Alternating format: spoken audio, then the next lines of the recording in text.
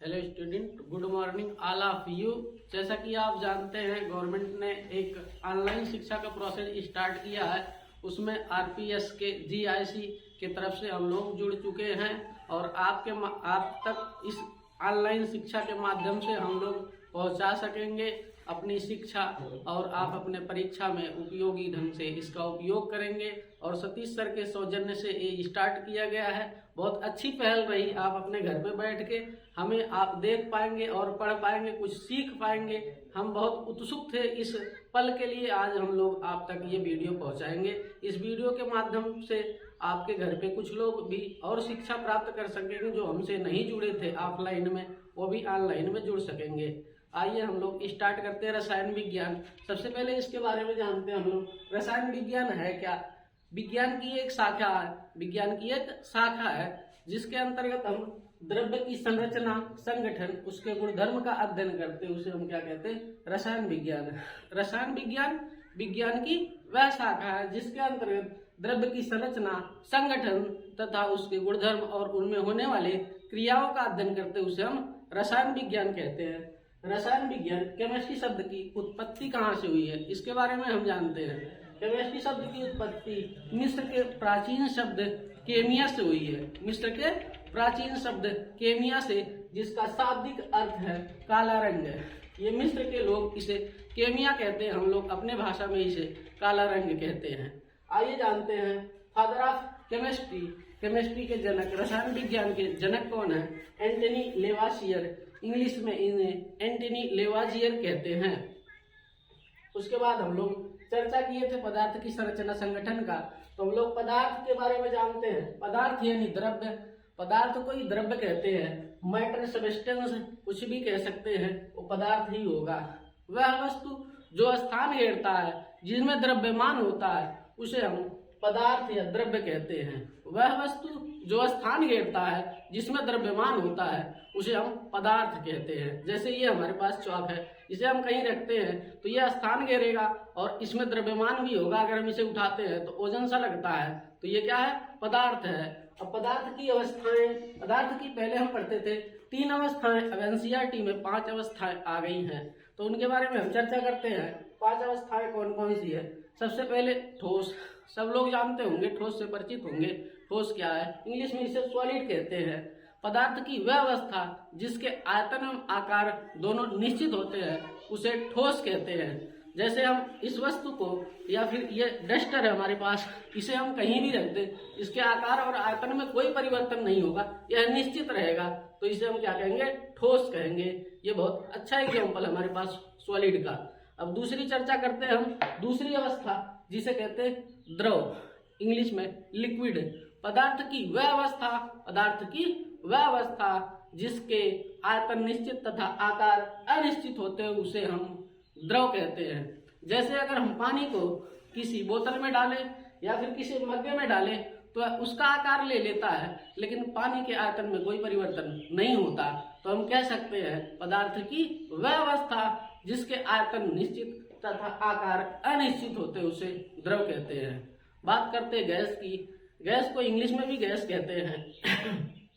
पदार्थ की वह अवस्था जिसके आयतन और आकार दोनों अनिश्चित होते हैं, उसे गैस कहते हैं। जैसे यदि हम किसी गुब्बारे में गैस भर कर ले आए और इस कमरे में छोड़ दें, तो पूरे वो कमरे का आयतन और आकार ले लेता है, जिससे हम कह सकते हैं पदार्थ की यह वह अवस्था है जिसके आयतन और आकार दोनों क्या है? अनिश्चित है।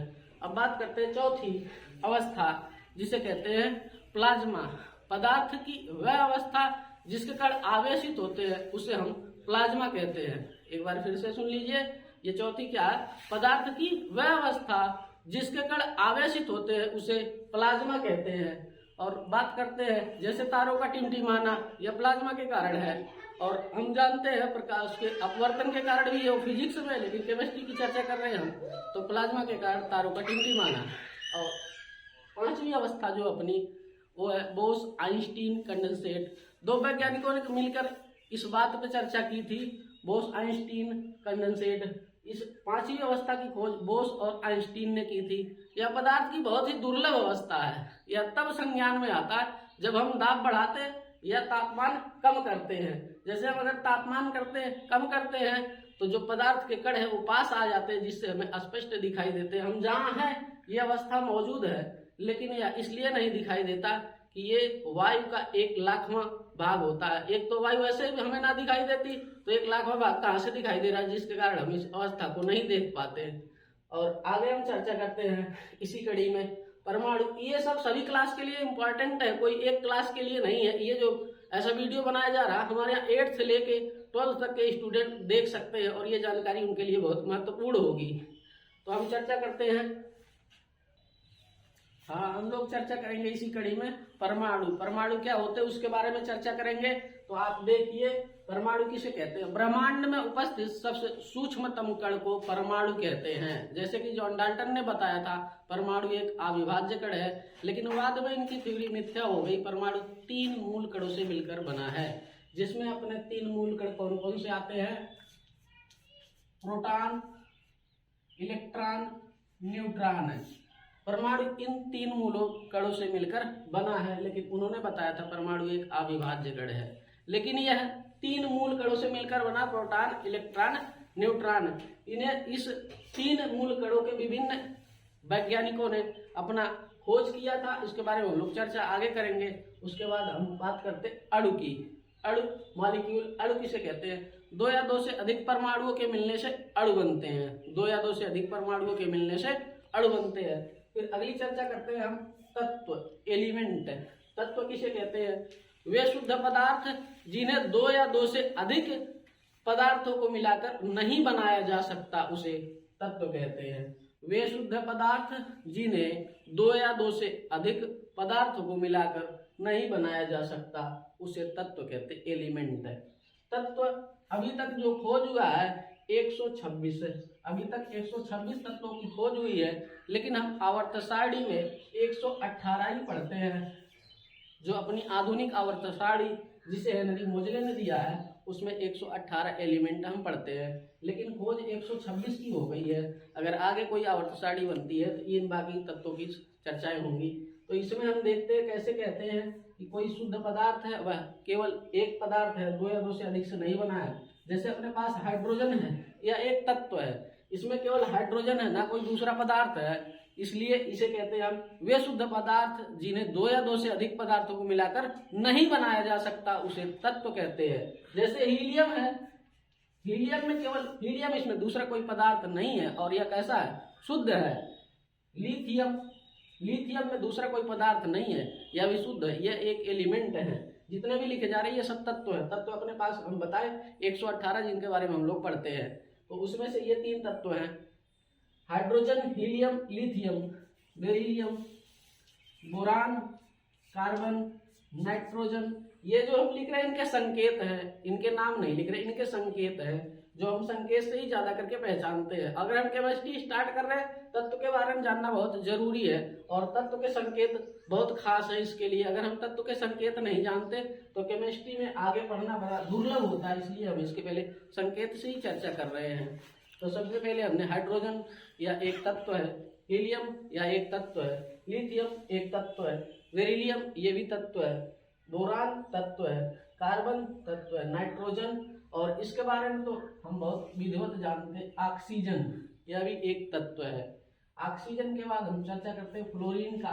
फ्लोरीन का संकेत F होता है। फ्लोरीन के बाद नियान, नियान का संकेत Ne होता है। और इनके परमाणु क्रमांक की चर्चा कर लेते हैं हम। परमाणु क्रमांक किसे कहते हैं? परमाणु क्रमांक की चर्चा कर लेते हैं हम, जो कि ये बहुत अति आवश्यक टॉपिक है, परमाणु क्रमांक।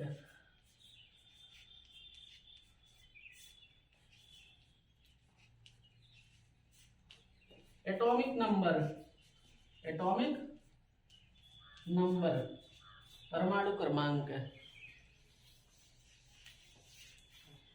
किसी तत्व में उपस्थित प्रोटॉनों की संख्या को उस तत्व का परमाणु क्रमांक कहते हैं। किसी तत्व में उपस्थित प्रोटॉनों की संख्या को उस तत्व का परमाणु क्रमांक कहते हैं। जैसे अपने पास हाइड्रोजन है, हाइड्रोजन में 1 प्रोटॉन होते हैं, हाइड्रोजन में 1 प्रोटॉन, तो हाइड्रोजन का परमाणु क्रमांक कितना हो गया? 1 है। ऐसे अपने पास हीलियम है, हीलियम में 2 प्रोटॉन होते हैं, तो इसका परमाणु क्रमांक कितना हो गया? 2। तो हम यही कह रहे हैं, किसी तत्व के किसी तत्व में उपस्थित प्रोटॉनों की संख्या को उस तत्व का परमाणु क्रमांक कहते हैं। तो हम अगर बात करें हाइड्रोजन में कितने प्रोटॉन है, तो 1, तो इसका परमाणु क्रमांक कितना है, 1 है। हीलियम 2 प्रोटॉन है, इसका परमाणु क्रमांक 2 है। ऐसे हम कार्बन की चर्चा कर दे, कार्बन में 6 प्रोटॉन है, तो इसका परमाणु क्रमांक कितना हो जाएगा, 6। ऐसे बात कर दे सोडियम में 11 प्रोटॉन है, तो इसका परमाणु क्रमांक कितना हो जाएगा, 11। तो हम कह रहे हैं किसी तत्व में उपस्थित प्रोटॉनों की संख्या को उस तत्व का परमाणु क्रमांक कहते हैं। जितने भी ये लिखे गए हैं इनके सामने ये संकेत हैं और इनके सामने इनका परमाणु क्रमांक, ये प्रोटॉन की संख्या है।